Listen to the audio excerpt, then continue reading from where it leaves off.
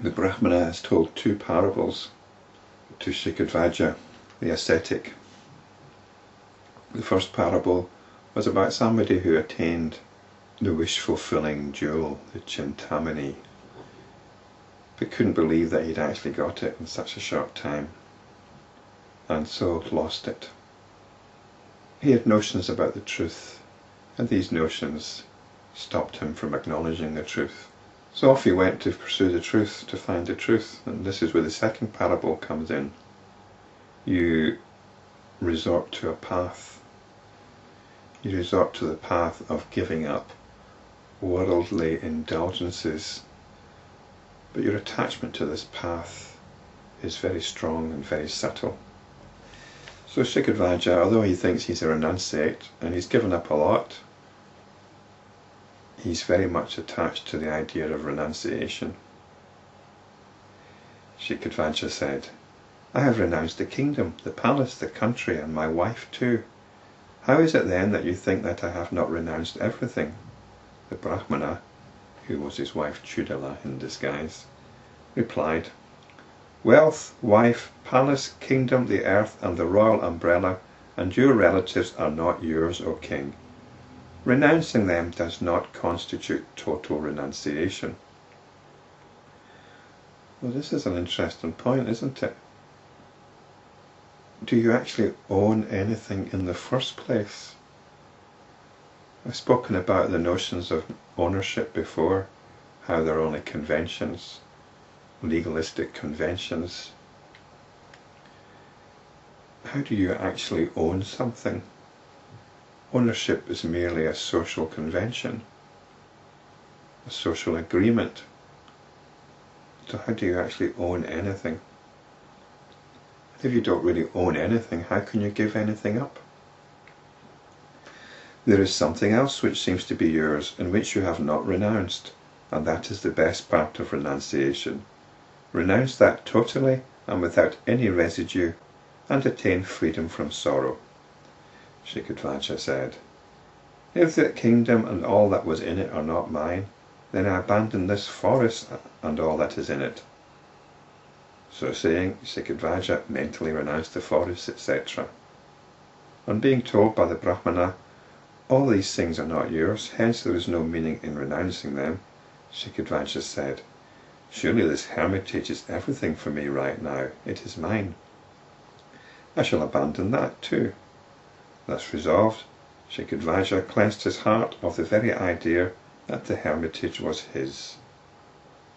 "Surely now I have completely renounced everything." The brahmana Chudala repeated, "Surely all these too are not yours. How then do you renounce them?"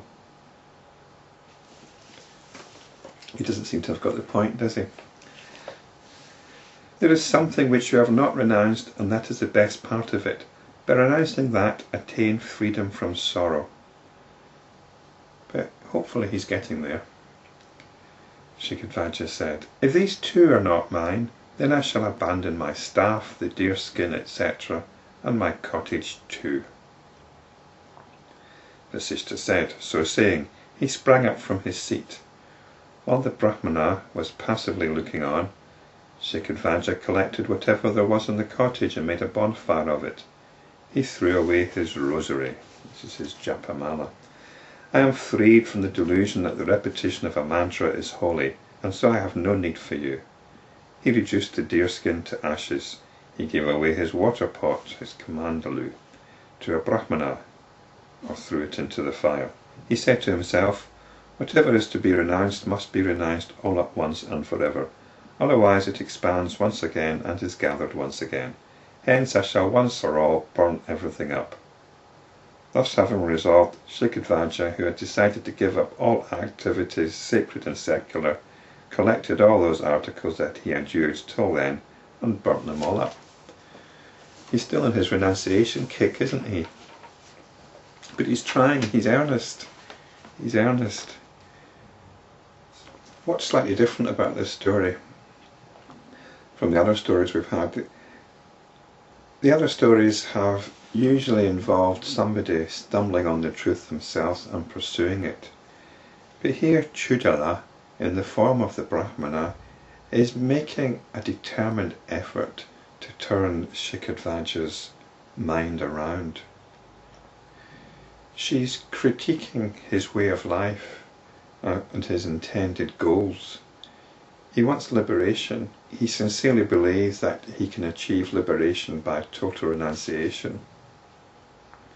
But he's not really grasped the essence of renunciation, even though he's been living the renunciate's life for years. So now he's being told that he has to give up his renunciation. And so what he's done is he's given up all the accoutrements, all the tools of his renunciation, his deerskin, his water pot, his stick, and his cottage. He's made a big bonfire out of them. Vasishta continued.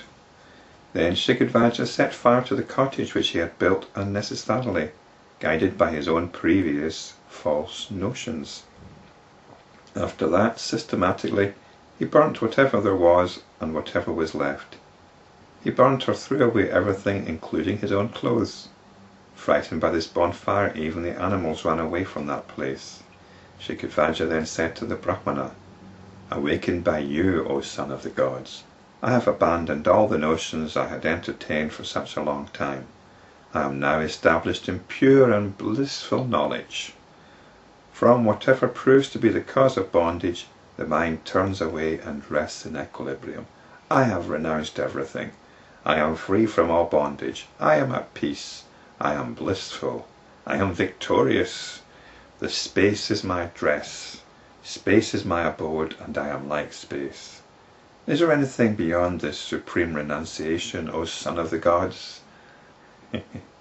So we get the classic declaration here that we've heard before about bliss and being one with space and all the rest of it. He's very pleased with himself.